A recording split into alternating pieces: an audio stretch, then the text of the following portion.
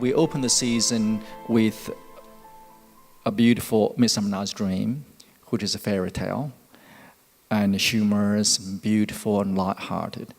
And then we follow with a spectacular spectacle, you call it, Strictly Gershwin. And then this program is deeply emotional, meaningful. And can you share with us about, the choreographic process, the learning process of comparing this program to other two? Each program actually has had its own individual look, feel, taste. And as a dancer, you have to pick up on that straight away. You can't walk into a Gershwin show and treat it like a big story ballet because there's no narrative there. Midsummer's was great. You got to get in the mind and body of these characters and become somebody else for a night and really put on that hat or move into that costume, and that was exciting. Gershwin was great. It was a big showcase and we all felt like we could go out on stage and just dance, and we knew that everybody would enjoy it. We were all enjoying ourselves because that was the biggest thing. We had the music blaring right behind us. It was the best thing ever.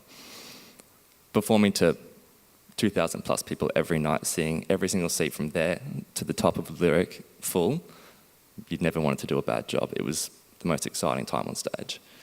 And now this, you don't feel as though you're stepping into a role.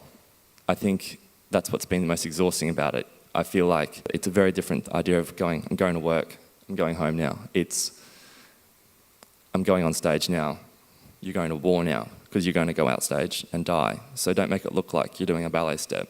You have to look like you're going to die, otherwise no one would be in tears, no one would find this moving at all. So it's been a different preparation for each piece, and as I say, you need to approach each ballet within this program differently. The first one requires a lot of technique and unity and being aware of everybody else on stage and having this real peace and serenity and the real balletic side of it. The second piece has the dramatic effect and the thing that gets you right there. And the third piece, you've got to play the line of knowing that war's going on, dying, and also having a lightheartedness, comedy, upbeat. I play a role in it, Johnny, and Johnny's the boy who is left behind, so all the girls go to him because he's the only one left behind, but he's a total nerd and awkward guy.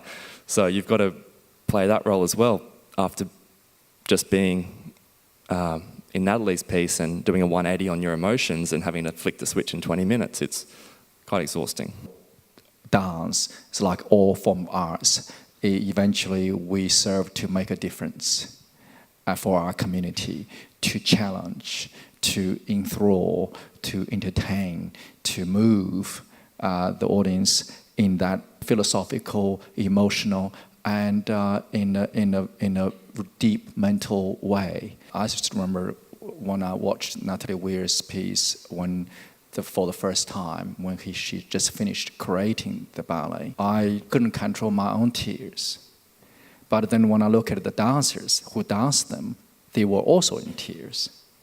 But now, finally performing for the audience, and when the curtain comes down, I see people in the audience with tears. So it's truly the power of arts, power of dance, and to really be able to make people reflect and feel something emotionally through this unspoken art form. The curtain will come back up after we finish the piece and everybody's standing and cheering and making a lot of noise, but I think every night that we do We Who Are Left, we don't expect a single woo or a cheer. It's this, we can sense the change in the whole auditorium, and even maybe if we weren't in the right headspace to begin the ballet, we are taken on that journey with you because we're living it. With these kind of programs, people taking away different meaning, and they feel differently when they walk out the theater. But most importantly, I want people to feel something, to reflect on something, to maybe make you appreciate what we have today.